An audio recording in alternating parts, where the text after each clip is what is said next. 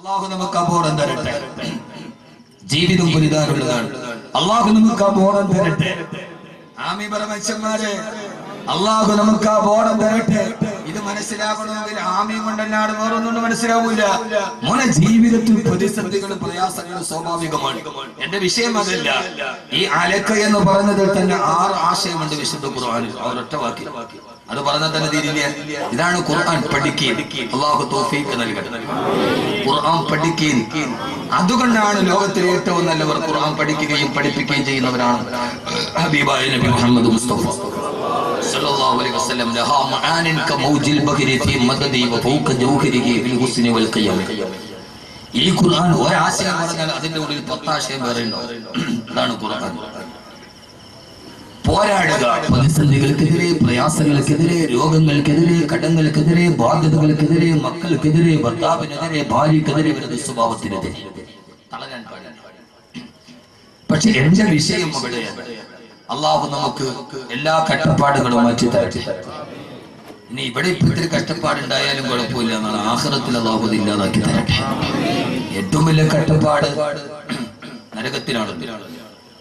ഈ ഇവിടത്തെ വീട്ടിലത്തെ പ്രശ്നം ഉണ്ടെങ്കിലും കുഴപ്പമില്ല. അബ്ദുറഹ്മാൻ ബിൻ ഔഫ് റളിയല്ലാഹു അൻഹു വീട്ടിൽ പോയപ്പോ സഹാബത്ത് ചോദിച്ചു, ഇരിക്കാൻ ഒരു കസേര പോലും ഇല്ല. അപ്പോ ചോദിച്ചു, ഇരിക്കാൻ ഒരു കസേരയെങ്കിലും ഇട്ടുകൂടെ ഈ വീട്ടിലെന്ന്. ആരാ അബ്ദുറഹ്മാൻ ബിൻ ഔഫ് റളിയല്ലാഹു അൻഹു? നമുക്കറിയോ? അറിയില്ല. നമുക്കൊന്നും അറിയില്ല. നമുക്ക് ഈ ബ്രോസ്റ്റ് കോഴി ഇങ്ങനെ തിന്നാനല്ലാതെ അതിന്റെ അപ്പുറത്തേക്ക് നമ്മൾ ഇപ്പോഴും.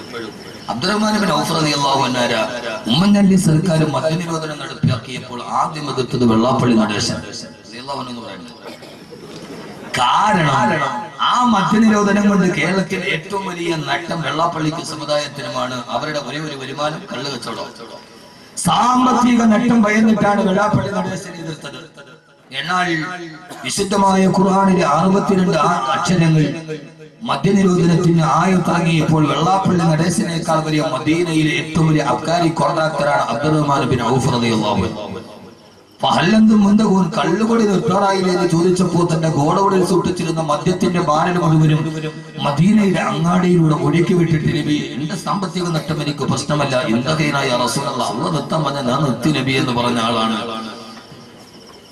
നഷ്ടവും ലാഭമൊന്നും ഇല്ല, അള്ളാഹ് നിർത്താൻ പറഞ്ഞ നിർത്തി നബി എന്ന് പറഞ്ഞ ബാരൽ കണക്കിന് മദ്യം ഒരൊറ്റ ആയത്ത് കേട്ടപ്പോ ഒഴുക്കി വിട്ട ആളാണ് അബ്ദുറഹ്മാൻ ബിൻ ഔഫ് റളിയല്ലാഹു അൻഹു, മക്കയിലെ കോടീശ്വരൻ. ആ കോടീശ്വരന്റെ വീട്ടിൽ ഇരിക്കാൻ കസേരയില്ല. അപ്പൊ സഹാബത്ത് ചോദിച്ചൊരു കസേര ഇട്ടൂടെ? അപ്പോഴാണ് ബഹുമാനപ്പെട്ട സഹാബത്തിനോട് അബ്ദുറഹ്മാൻ ബിൻ ഔഫ് റളിയല്ലാഹു തആല പറഞ്ഞത്, ഞാൻ ഇതിനകത്ത് മുഴുവൻ സാധനങ്ങളും വേറൊരു വീട്ടിലേക്ക് മാറ്റിയിരിക്കുകയാണ്. അങ്ങോട്ട് തൽക്കാലം താമസം മാറുന്ന വീട്ടിലേക്ക് ഞാൻ മാറ്റിയിരിക്കാൻ. സഹാബത്തിന്റെ കാര്യം മനസ്സിലായി. അപ്പൊ സഹാബത്തിന് ശരി തന്നെ, വേറൊരു വീട്ടിന് വേണ്ടിയെല്ലാം മാറ്റി വെച്ചിരിക്കാം. ഓക്കെ, എന്നാലും വരുന്ന മനുഷ്യന് ഇരിക്കാൻ ഈ വീട്ടിലൊരു കസേര വേണ്ട. അപ്പൊ അബ്ദുറഹ്മാൻ ബിൻ ഔഫ് റളിയല്ലാഹു തആല പറഞ്ഞു, ഞാൻ കസേര വാങ്ങിക്കാൻ വേണ്ടി അങ്ങാടിയിലേക്ക് പോയതാണ്. അപ്പോഴാണ് ഈ വീടിന്റെ ഉടമസ്ഥൻ എന്നോട് പറഞ്ഞത്, ഉടനെ തന്നെ ഈ വീട്ടിൽ നിന്ന് നിന്നെ പുറത്താക്കും. സഹാബത്ത് ചോദിച്ചു, ആരാ വീട്ടുടമസ്ഥൻ? അങ്ങനെ പറഞ്ഞിട്ട്, അല്ല, ഇവിടെ ഇരിക്കാനൊരു കസേര വാങ്ങിക്കാൻ അങ്ങാടിയിലേക്ക് പോയപ്പോഴാണ് എതിരെ ഒരു മയ്യത്ത് വഹിച്ചുകൊണ്ട് ഒരു പോക്ക് പോണത് കണ്ടത്. അപ്പൊ എനിക്ക് മനസ്സിലായി, അടുത്തത് ഞാനാണ്, എന്നെ ഈ വീട്ടിൽ നടക്കുന്നത്. അതുകൊണ്ടാണ് ഞാൻ വാങ്ങിക്കാത്തത് എന്ന് പറഞ്ഞു അബ്ദുറഹ്മാൻ ബിൻ ഔഫ് റളിയല്ലാഹു അൻഹു. കാരണം ഏറ്റവും നല്ല വീട്. അപ്പോ പറഞ്ഞു, ഞാൻ ഈ സാധനമൊക്കെ വേറൊരു വീട്ടിലേക്ക് മാറ്റിയിരിക്കും. അതായത് വീട് ഇന്നൽ ആഖിറത ഹിയ ദാറുൽ ഖറാർ, സ്വർഗത്തിലെ വീട്ടിലേക്ക് ഞാൻ മാറ്റിയിരിക്കും. ഇവിടെ ഒരു ദുഃഖമുണ്ടായാലും ഏറ്റവും വലിയ ദുഃഖം നരകത്തിനാണല്ലോ. ഞാൻ പുറകെ പറയാം, അള്ളാഹു ആ ദുഃഖം മാറ്റി തരട്ടെ. ആമീൻ പറ മനസ്സിലാവും. നമുക്കെന്ത് നരകം, നമുക്കെന്ത് സ്വർഗം? നമുക്ക് നരകമൊന്നും നമുക്കില്ലല്ലോ. പുതിയാപ്ല കാണാൻ പെണ്ണ് കാണാൻ വന്നു, പുതിയ പെണ്ണിനോട് സംസാരിച്ചു കുറെ നേരം. പുതിയ പെണ്ണ് ഓടിച്ചെന്നിട്ട് ഉമ്മാനോട് പറഞ്ഞു, ഉമ്മ, ഈ കല്യാണത്തിൽ ഞാൻ സമ്മതിക്കില്ല, ഇവൻ എന്നെ കെട്ടണ്ടാവും. ഉമ്മ ചോദിച്ചു, എന്തേ മോളെ? അവൻ എന്നോട് പറയാ നരകമൊന്നും ഇല്ലാന്ന് ചുമ്മാ. അപ്പൊ ഉമ്മ പറഞ്ഞു, അത്ര മോളെ, എന്നാ നീ ഇവനെ തന്നെ കെട്ടാവും. അതെന്തുമ്മ? അവൻ നരകമില്ലാന്നല്ലേ പറഞ്ഞു. നിന്നെ കെട്ടി 10 ദിവസം കഴിയുമ്പോൾ ആരെ പറയും നരകമുണ്ടോ? അപ്പൊ യഥാർത്ഥത്തിൽ നരകമില്ല, ഉണ്ടോ ഇല്ല കാര്യത്തിൽ നമ്മൾ സന്ദേഹവാദികളാ. ഉണ്ടെങ്കിലും ഉണ്ട്, ഇല്ലെങ്കിലില്ല. ജവഹർലാൽ നെഹ്റു അതായിരുന്നില്ല. ജവഹർലാൽ നെഹ്റു നിരീശ്വരവാദിയായിരുന്നില്ല, സന്ദേഹവാദിയായി. ഉണ്ടെങ്കിലുണ്ട്, ഇല്ലെങ്കിൽ ഇല്ല. ഏറ്റവും പ്രധാനപ്പെട്ട കഷ്ടപ്പാട് പരലോകത്ത് അള്ളാഹു പറഞ്ഞു, അല്ല, എല്ലാ കഷ്ടപ്പാടുകൾക്കും തിന്മകളുടെ വിഭാടകരായി നന്മയുടെ വക്താക്കളായി നിങ്ങൾ ഈ ജീവിതത്തിൽ പോരാടണമെന്ന് വിശുദ്ധ ഖുർആൻ. നമ്മുടെ വിഷയത്തിന്റെ മർമ്മപ്രധാനമായ ഭാഗത്തേക്ക് വരാൻ ഞാൻ നീട്ടി പദ്ധതി പറയുന്നില്ല. ഖൈറുൽ കലാമി മാ കല്ലാവതല്ല, അരോചകമാകും വിധം സുദീർഘമാവാത്ത അർത്ഥദ്യോതകവും ആശയ സമ്പുഷ്ടവും അർത്ഥ വൈപുല്യമുള്ള പ്രഭാഷണമാണ് അത്യുത്തമം എന്നാണ് അർത്ഥവാക്യം. യഥാർത്ഥത്തിൽ അപ്പൊ നമ്മുടെ ജീവിതം പോരാടാനുള്ളതാണ് അല്ലേ? ആണല്ലോ. ഖുർആൻ ആദ്യം തന്നെ നമ്മളോട് പറഞ്ഞു, ആരോടാ പോരാടേണ്ടത്? പോരാട്ടം തീർച്ചയായും ശത്രുവിനോട് ആണല്ലോ. മിത്രത്തിനോട് ആരെങ്കിലും പോരാടുമോ? സ്വാഭാവികമായി ഒരാളുടെ പോരാട്ടവും ഒരാളുടെ സമരവും ആരോടാ? ശത്രുവിനോട്. ആരാ നമ്മുടെ ശത്രു? പറയും, നമ്മുടെ ശത്രു ആരാ? ഇബ്ലീസ്. നമ്മളെല്ലാവരും കുറെ നാളായിട്ട് കണ്ടുവച്ചിരിക്കുന്ന റെഡിമെയ്ഡ് മറുപടിയാണിത്. നമ്മുടെ ഏറ്റവും വലിയ ശത്രു ആരാ? ഇബ്ലീസ്. നമ്മളത് പ്രതിഷ്ഠിച്ചിരിക്കുക ഇബ്ലീസിനെ. വ്യഭിചരിച്ച് വന്നവനോട് ചോദിച്ചാൽ എന്നാലും ചെയ്തിട്ട് അതാണ് ഞാൻ ചെയ്യണമെന്ന് തീരുമാനിച്ച ആ സമയത്ത് ഇബ്ലീസ് ചതിച്ചതാരാ? കള്ളു കുടിച്ചവനോട് എന്തേ കള്ളു കുടിച്ചത്? ഞാൻ കുടിക്കാൻ പോയതല്ല. പക്ഷേ ആ സമയത്ത് ആ ലേനത്താക്കപ്പെട്ടവൻ എന്നെ ചതിച്ചു.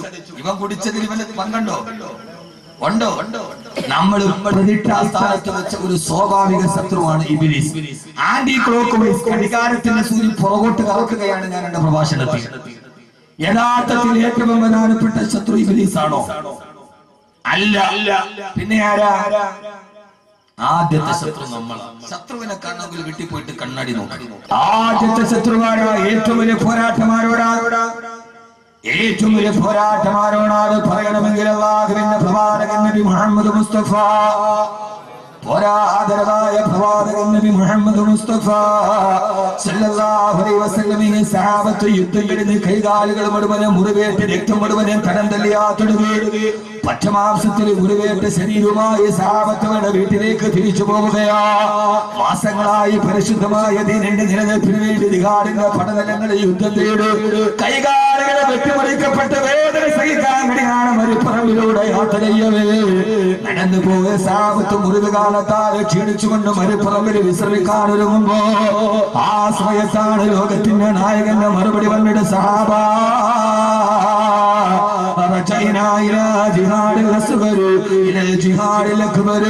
ഏറ്റവും ചെറിയ യുദ്ധ പോരാട്ടം കഴിഞ്ഞിട്ട് ഏറ്റവും വലിയ പോരാട്ടത്തിലേക്ക് നമ്മൾ കടന്നു പോവുകയാ. സാബത്ത് അത്ഭുതപ്പെട്ടു പോയി. അങ്ങാണ് തിരുവോടര്. ഏറ്റവും ചെറിയ യുദ്ധത്തിന് ശേഷം നമ്മളൊരു വലിയ യുദ്ധത്തിലേക്ക് തിരിച്ചു പോവുകയാണ് സഹാബ. കൈകാലുകൾ വെട്ടിമുറിക്കപ്പെട്ട ഘോര യുദ്ധത്തിന് ശേഷം വീട്ടിലേക്ക് തിരിച്ചു പോകവേ ഇതേവരെ നടന്ന ധർമ്മസമരം ഏറ്റവും ചെറുതാണെന്ന് തങ്ങളോട് നിസ്സാരപ്പെടുത്തിയ അല്ലാഹുവിന്റെ റസൂലിനോട് സഹാബത്തിനോട് യാ റസൂലല്ലാഹ് മൽ ജിഹാദുൽ അക്ബർ യാ റസൂലല്ലാഹ്, ഏറ്റവും വലിയ പോരാട്ടം ഏതാണ് നബിയേ? ആ സമയത്താണ് അല്ലാഹുവിന്റെ റസൂൽ ലോകത്തോട് പറഞ്ഞത്, നമ്മളാരും വായ്ത്താരി കൊണ്ട് പ്രതിഷ്ഠിക്കപ്പെട്ടവർ യഥാർത്ഥ ശത്രുക്കളല്ല. യഥാർത്ഥ ശത്രുവാരാ? അല്ലാഹുവിന്റെ റസൂൽ പറഞ്ഞു, സഹാബാ നിങ്ങളുടെ ശരീരത്തോട് പോരാട്ടം നടത്തുക. ഏറ്റവും വലിയ ശത്രു നിങ്ങളുടെ നഫ്സാണ്, നഫ്സാണ്, നഫ്സാണ്, നഫ്സാണ്. ലോകത്തിന്റെ മുത്ത്, ആദർശത്തിന്റെ സത്ത്, ആദരവായ പ്രവാചകൻ നബി മുഹമ്മദ് മുസ്തഫ സല്ലല്ലാഹു അലൈഹി വസല്ലമ. ഒന്നാമത്തെ ശത്രുവാണെന്നറിയോ സഹോദരങ്ങളെ? ശരീരമാ. ഈ നഫ്സിനോട് ധർമ്മസമരം നടത്താൻ അത്യാഗ്രഹത്തിന്റെ, അശ്ലീലത്തിന്റെ, ആപാത്തതയില്ലായ്മയുടെ ആവത്തനയുടെ ആസുരഭാവത്തിലേക്ക് ആത്മാവിന്റെ ആശ്ലേഷണത്തെ കൊണ്ടുപോകുന്ന ഈ ശരീരത്തോട് പടപൊരുടാൻ സ്വന്തം ശരീരത്തെ ഒന്നാമത്തെ ശത്രുവാ. ഇൻഷാ അല്ലാഹ് ഖുർആൻ 3 ശത്രുവിനെയാണ് നമ്മോട് പറയുക. അതിലാദ്യമായി ഖുർആൻ നിന്റെ ശരീരമാണ്, നിന്റെ ശരീരമാണ്. അല്ലാഹു ഇഷ്ടപ്പെടാത്ത മാർഗത്തിലേക്ക് നിന്റെ മോഹങ്ങളെ വലിച്ചു കൊണ്ടുപോകുന്ന, പടച്ചറപ്പിന് ഇഷ്ടപ്പെടാത്ത മാർഗത്തിലേക്ക് തിരിച്ചു കൊണ്ടുപോകുന്ന ഈ ശരീരത്തെ ഏത് സമയത്ത് നീ പോരാട്ടത്തിലൂടെ കീഴ്പ്പെടുത്തുന്നുവോ അതുകൊണ്ടാണല്ലോ സഹോദരങ്ങളെ, അതുകൊണ്ടാണല്ലോ ആദരവായ പ്രവാചകൻ നബി മുഹമ്മദ് മുസ്തഫ സല്ലല്ലാഹു അലൈഹി വസല്ലമ ശരീരത്തെയാണ് നിയന്ത്രിക്കേണ്ടതെന്ന വിശുദ്ധമായ ഖുർആന്റെ ഏറ്റവും വലിയ ആയത്തിറങ്ങിയത് ആരുടെ പേരിലാ? ബഹുമാനപ്പെട്ട അബൂബക്കർ സിദ്ദീഖ് റളിയല്ലാഹു അൻഹു. എല്ലാ ദിവസവും അബൂബക്കർ റളിയല്ലാഹു അൻഹുവിന് ഭക്ഷണം കൊണ്ടുപോയി കൊടുക്കുന്ന ഒരു സേവകനുണ്ട്. എല്ലാ ദിവസവും ഭക്ഷണം കൊണ്ടുപോയി കൊടുക്കാറുണ്ട്. ഒരു ദിവസം അബൂബക്കർ റളിയല്ലാഹു അൻഹുവിന് വല്ലാത്ത വിശപ്പാണ്. ഭക്ഷണവുമായി വരുന്ന സേവകനെ കാണുന്നില്ല. വല്ലാത്ത വിശപ്പിന്റെ വിളിയിൽ ഇങ്ങനെ ഇരിക്കവേ സേവകൻ വന്ന് 2 കാരക്ക കൊടുത്തു. ഏത് സമയത്ത് കാരക്ക കൊടുത്താണ് ചോദിക്കും, ഇത് എവിടെ നിന്ന് കിട്ടി, ആര് തന്നത്, ഹലാലാണോ ഹറാമാണോ? ചോദിക്കാതെ കഴിക്കാറില്ല അബൂബക്കർ റളിയല്ലാഹു തആല അൻഹു. ആ സമയത്ത് വിശപ്പിന്റെ കാഠിന്യം കൊണ്ട് 2 കാരക്ക കടിച്ചു. സേവകൻ ചോദിച്ചു, അമീറുൽ മുഅ്മിനീൻ, ഏത് സമയത്ത് ഭക്ഷണം നിന്നാലും ഇത് എവിടെ നിന്നാണ്, ഹലാലാണോ ഹറാമാണോ എന്ന് താങ്കൾ ചോദിക്കാറുണ്ട്, ഇപ്പൊ മാത്രം ചോദിച്ചില്ലല്ലോ. തടവസരത്തിൽ അബൂബക്കർ റളിയല്ലാഹു തആല ഞെട്ടിപ്പോയി. അല്ലാഹുവേ, വിശപ്പിന്റെ കാഠിന്യം കൊണ്ട് അറിയാതെ തിന്നുപോയതാണ്. സേവകായ ഇത് എവിടെ നിന്നാണ് നിനക്ക് കിട്ടിയത്? സേവകന്റെ മറുപടി, ഇന്നത്തെ ദിവസം നിങ്ങൾക്ക് ഭക്ഷണം എടുക്കാനൊരു ദീർഘം എന്റെ കയ്യിൽ കിട്ടിയില്ല. അങ്ങനെ ഞാൻ പല സ്ഥലത്തോടെയും മലഞ്ഞു നടന്നിട്ടൊരു ദീർഘം കിട്ടാണ്. അവസാനം നിരാശയോടെ തിരിച്ചു വരവേണ്ട മനസ്സിൽ എനിക്കൊരു ചിന്തയുണ്ടായി. ഇസ്ലാമിലേക്ക് വരുന്നതിന് മുമ്പ് ഞാൻ കഅബാലയത്തിന്റെ പൂജാരിയായിരുന്നു. അന്ന് ആളുകൾ വിഗ്രഹത്തിന് നേർച്ചയായി കൊണ്ടുവരുന്ന കാണിക്കയിടുന്ന ദീർഘമകളുണ്ട്. ആ ദീർഘമകളെ പലപ്പോഴും ചില ദീർഘമകൾ എടുത്തിട്ട് മോട്ടിച്ചിട്ട് ഞാൻ എന്റെ സഞ്ചിയിലിടാറുണ്ട്. ആ പഴയ സഞ്ചി പോയി ഞാൻ നോക്കിയപ്പോ ആ സഞ്ചിയിൽ എന്റെ ദീർഘം കിടക്കുന്നുണ്ട്. ആ ദീർഘം കൊണ്ടാണ് നിങ്ങൾക്ക് കാരക്ക വാങ്ങിച്ച് തന്നതെന്ന് പറഞ്ഞപ്പോ അബൂബക്കർ റളിയല്ലാഹു തആല ചിന്തിച്ചു പോയി. അല്ലാഹുവേ, അല്ലാഹുവേ, ഒന്നാമത്തെ കാര്യം ഇത് ശിർക്കിന്റെ പൈസയാണ്.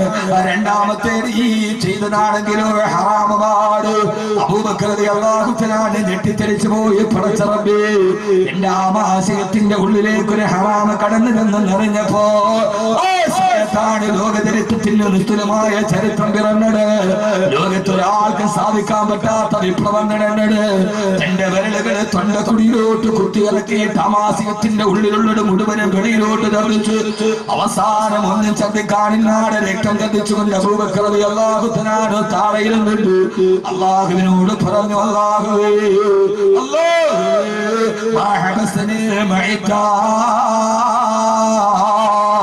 എന്റെ നഫ്സനോട് ആവശ്യപ്പെട്ടപ്പോ വിശപ്പ് കൊണ്ട് 2 കാരക്ക തിന്നുപോയി. അത് നിശ്ചിതമാണെന്നറിഞ്ഞപ്പോ കഴിയുന്നിടത്തോളം അബൂബക്കർ വെളിയിലേക്ക് ചന്ദിച്ചിട്ടുണ്ട്. അല്ലാഹുവേ, എന്റെ ഞരമ്പിലോ ആമാശയത്തിലോ ഏതെങ്കിലും ഈ ഭക്ഷണത്തിന്റെ ഒരൽപ്പം പറ്റിപ്പിടിച്ചാൽ എനിക്കത് വെളിയിലേക്ക് തരാൻ കഴിയില്ല. എന്റെ പ്രിയപ്പെട്ട സഹോദരങ്ങളെ, തന്റെ വിശപ്പിന്റെ സമയത്ത് ചോദിച്ചപ്പോ 2 കാരക്ക എന്നതിന്റെ പേര് ആ സമയത്ത് മദീനയിൽ നിന്നിട്ട് രക്തം വെളിയിലോട്ട് വരികയാ. പൊട്ടിക്കരയുമ്പോഴാണ് ആ സമയത്താണ് നഫ്സിനെ കുറിച്ചുള്ള ഏറ്റവും ആയത്തിറങ്ങിയത്. പൊട്ടിക്കരന്നുകൊണ്ട് രക്തം വെളിയിലോട്ട് വരുമ്പോ സഹാബത്ത് പറയുന്നുണ്ട്, അബൂബക്കർ റളിയല്ലാഹു തആല അൻഹു രക്തം ചതിച്ചു മരിച്ചു പോകുമോ എന്ന് ഞങ്ങൾ ഭയപ്പെട്ടു പോയി. ആ സമയത്താണ് 2 കാരക്ക വയറ്റിനുള്ളിൽ പോയതിന്റെ പേര് രക്തം ഛർദ്ദിച്ചുകൊണ്ട് പൊട്ടിക്കരയുമ്പോഴാണ് അതാകെ ലോകത്തിൽ നിന്ന് ദിവ്യബോധനത്തിന്റെ വെളിപാടുമായി റൂഹുൽ അമീൻ മലക്ക് ജിബ്രീൽ അലൈഹിസ്സലാത്തു വസ്സലാം വരുന്നത്. നബിയേ, വഅമ്മാ മൻ ഖാഫ മഖാമ റബ്ബിഹി വനഹന നഫ്സ അനിൽ ഹവാ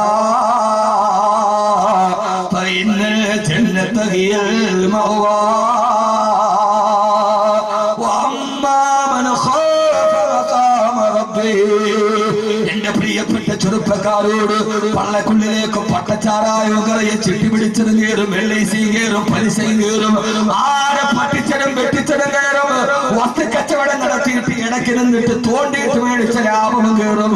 പൊന്നുമോനെ, ഏത് പള്ളക്കുള്ളിൽ പച്ചക്ക് ദഹിച്ചു പോകുന്നവനെ എന്റെ പടച്ചിറപ്പിനെ പേടിയില്ല. ഏകനായ പടച്ചിറപ്പിന്റെ മുമ്പിൽ നിൽക്കണമെന്നുള്ള പേടി വന്നാൽ അതുകൊണ്ടാണല്ലോ സുബഹി നമസ്കാരത്തിന് ഇമാമത്ത് നിൽക്കുമ്പോ ഇമാമ പൊട്ടിക്കരഞ്ഞിട്ട് ബോധം കെട്ട് താഴെ വീണത്. ഒരേ ഒരായത്തോടിയപ്പോ ഒരു സൂറത്തോടെയില്ല, യാസീനോഹില്ല. സുബഹി നമസ്കാരത്തിന് ഇമാമത്ത് നിൽക്കുകയാണ്. ഒരൊറ്റായത്തോടെയപ്പോ ബോധരഹിതനായി പേടിച്ച് വിറച്ച് താഴെ പോയി. ഏഴായത്തൊന്നറിയോ? യൗമ യഖൂമുന്നാസു ലിറബ്ബിൽ ആലമീൻ. യൗമ യഖൂമുന്നാസു ലിറബ്ബിൽ ആലമീൻ. പരലോകത്ത് പടച്ചറപ്പിന്റെ മുമ്പിൽ നിൽക്കുന്ന ദിവസം. രണ്ടാമതൊരായത്തോടെയില്ല, പരലോകം പറഞ്ഞില്ല, ഹിസാബ് പറഞ്ഞില്ല, സിറാത്ത് പറഞ്ഞില്ല, നരകം പറഞ്ഞില്ല. പടച്ചറപ്പിന്റെ മുമ്പിൽ കൈ കെട്ടിയിട്ട് നിൽക്കുന്ന ദിവസം. ബോധം കെട്ട് താഴെ വീണു ഇമാം. ആരാ ഇമാം എന്നറിയോ? ഇമാമാണ് ബഹുമാനപ്പെട്ട അബ്ദുല്ലാഹി ഇബ്നു ഉമർ റളിയല്ലാഹു തആല അൻഹു.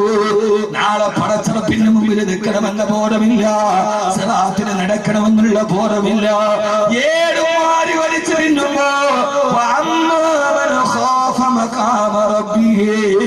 പടച്ചറപ്പിന്റെ മുമ്പിൽ നിൽക്കുന്ന ദിവസത്തെ ഭയപ്പെടുകയും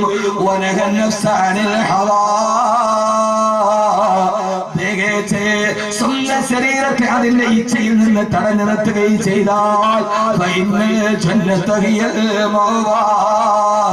അവനാണ് സ്വർഗത്തിലേക്ക് മടങ്ങിപ്പോകുന്നതെന്ന് വിശുദ്ധ ഖുർആൻ.